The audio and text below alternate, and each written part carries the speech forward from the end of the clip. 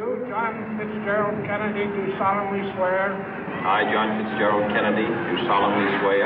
That you will faithfully execute the office of President of the United States. That I will faithfully execute the office of President of the United States. And will, to the best of your ability. And will, to the best of my ability. Preserve, protect, and defend the Constitution of the United States. Preserve, protect, and defend the Constitution of the United States. So help you God. So help me God.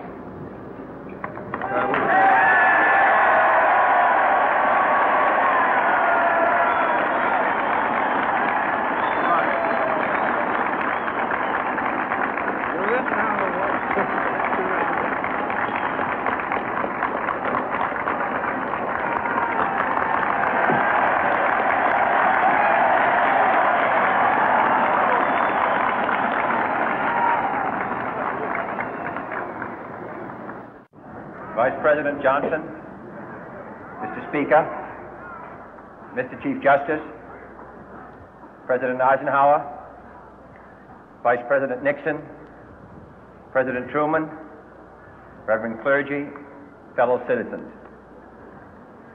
We observe today not a victory of party, but a celebration of freedom, symbolizing an end as well as a beginning, signifying renewal as well as change.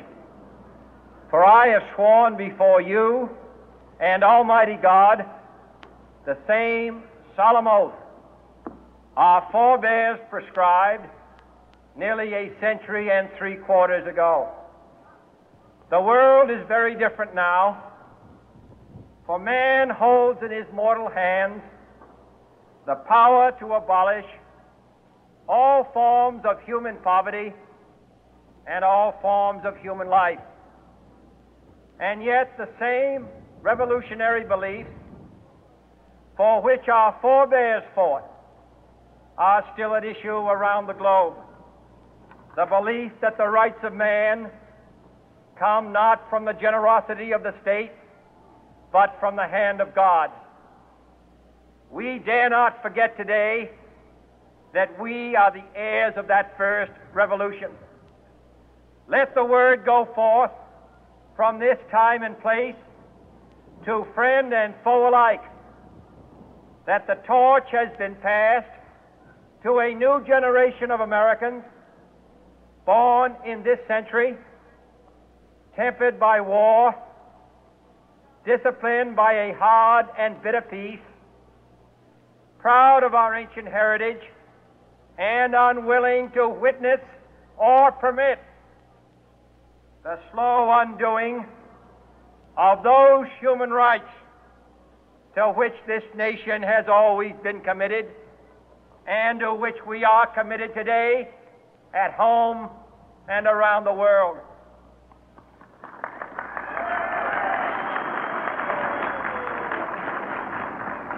Let every nation know, whether it wishes us well or ill, that we shall pay any price, bear any burden, meet any hardship, support any friend, oppose any foe to assure the survival and the success of liberty.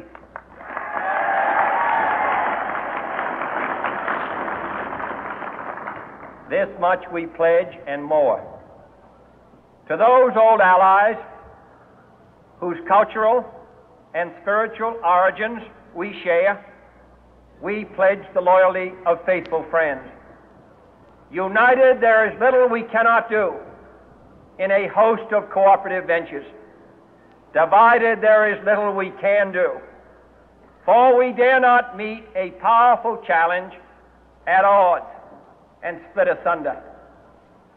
To those new states whom we welcome to the ranks of the free, we pledge our word that one form of colonial control shall not have passed away merely to be replaced by a far more iron tyranny. We shall not always expect to find them supporting our view, but we shall always hope to find them strongly supporting their own freedom, and to remember that in the past, those who foolishly sought power by riding the back of the tiger ended up inside.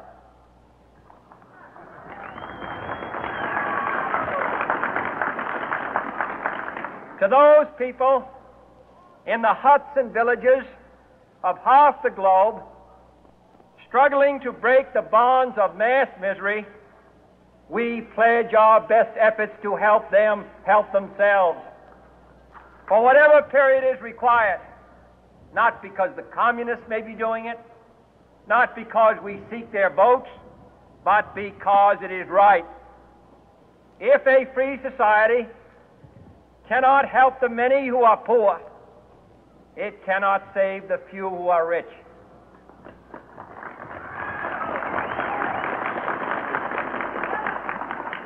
To our sister republics south of our border, we offer a special pledge to convert our good words into good deeds, in a new alliance for progress, to assist free men and free governments in casting off the chains of poverty. But this peaceful revolution of hope cannot become the prey of hostile powers. Let all our neighbors know that we shall join with them to oppose aggression or subversion anywhere in the Americas. And let every other power know that this hemisphere intends to remain the master of its own house.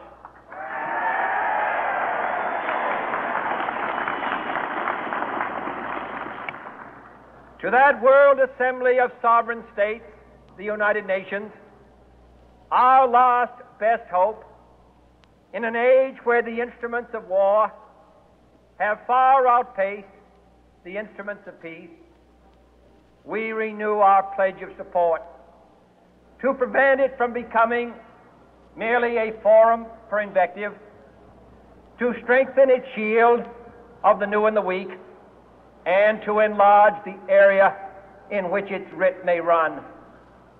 Finally, to those nations who would make themselves our adversary, we offer not a pledge, but a request that both sides begin anew the quest for peace.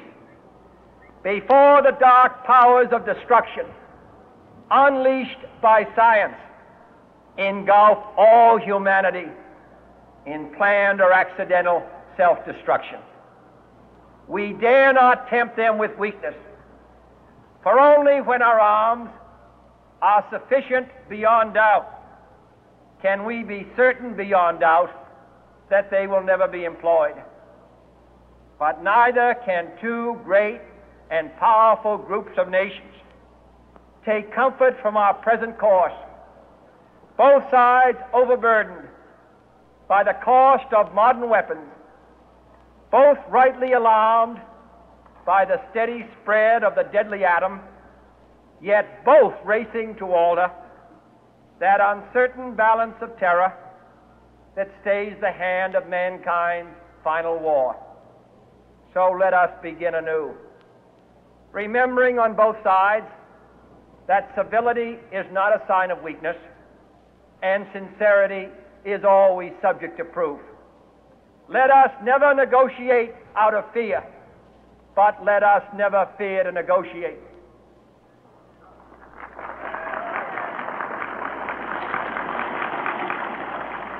Let both sides explore what problems unite us, instead of belaboring those problems which divide us. Let both sides, for the first time, formulate serious and precise proposals for the inspection and control of arms, and bring the absolute power to destroy other nations under the absolute control of all nations.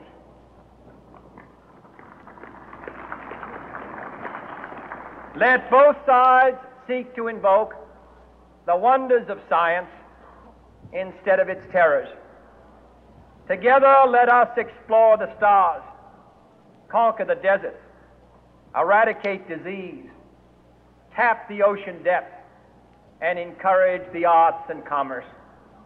Let both sides unite to heed in all corners of the earth the command of Isaiah to undo the heavy burden and let the oppressed go free.